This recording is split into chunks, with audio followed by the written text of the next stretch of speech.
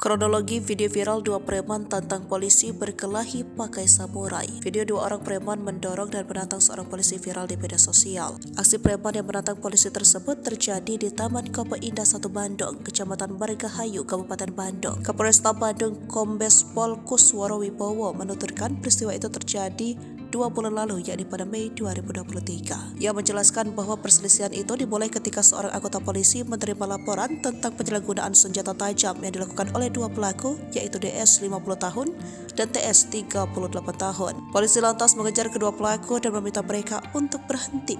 Namun, preman tersebut langsung menantang polisi dan menodongkan pedang ke lehernya.